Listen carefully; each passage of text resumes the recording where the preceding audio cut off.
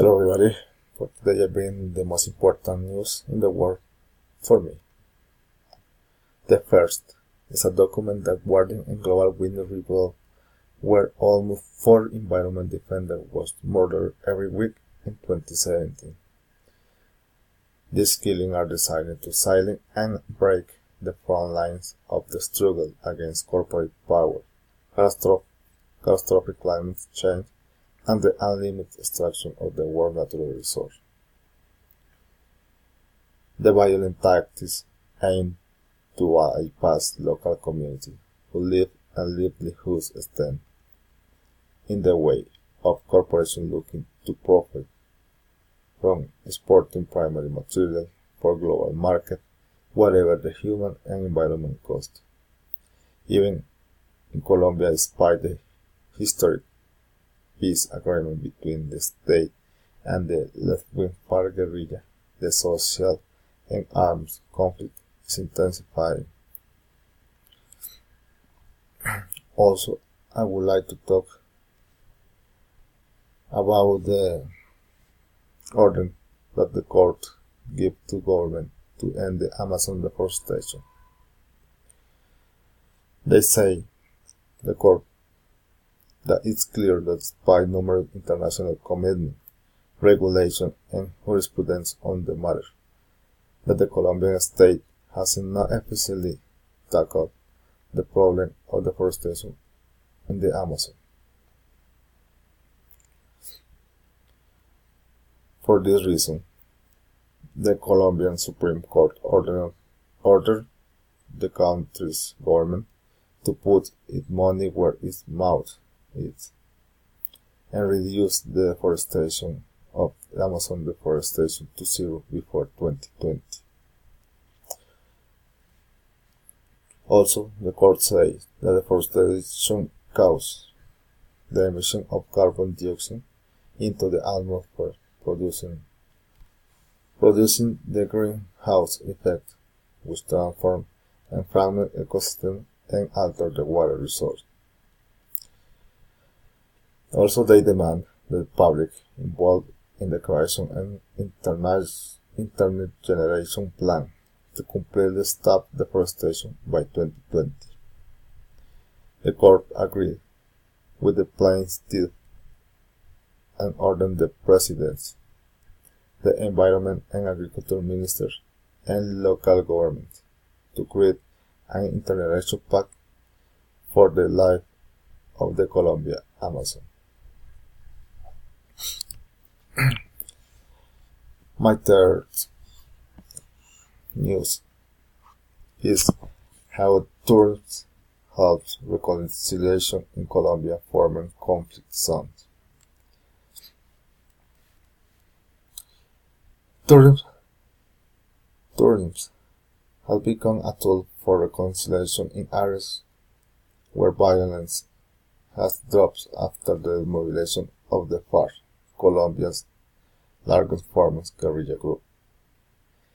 Economic website Portfolio talk to tourism officials in the three departments, where the reduction in armed conflict has allowed both victims and former guerrilla to embark on tourism initiatives. This hasn't been easy, according to Fernando Hoyo, who is helping communities in southern Caquetá province to set up ecotourism initiative. In the beginning, the people didn't want to, told Hoyos to Portfolio. However, this improved after the psychological assistance for both the victimized community and the former guerrilla who demobilized late yesterday.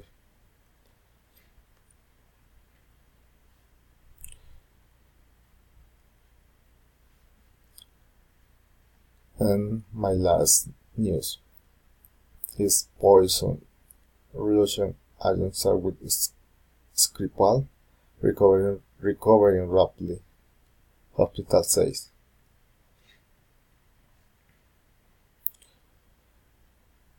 Former Russian spy Sergei Skripal is no longer in a critical condition, and his health is improving rapidly. More than a month after was pointed with a nerve agent in England, the hospital treating him said on Friday. Britain blamed Russia for the poisoning, the first known offensive use of such a nerve agent on European soil since World War II. Moscow denied any involvement and suggested Britain had carried out the attack to stop anti-Russian hysteria. After a week of no report change in his condition, the hospital confirmed that Skripal, who had been treated under heavy sedation, has now making fast progress. He's responding well to treatment, improving rapidly, and is no longer in a critical condition. Christian Blasher, medical director at Salisbury District Hospital, said in a statement.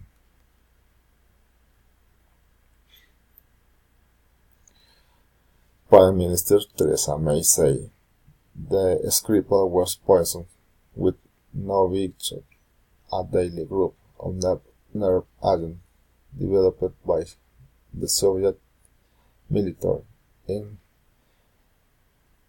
1870s and 1980s.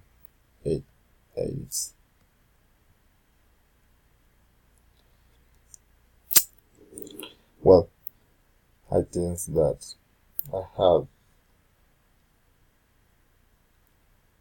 I don't have more news, and I hope that you can understand. For me, it's difficult to try to speak when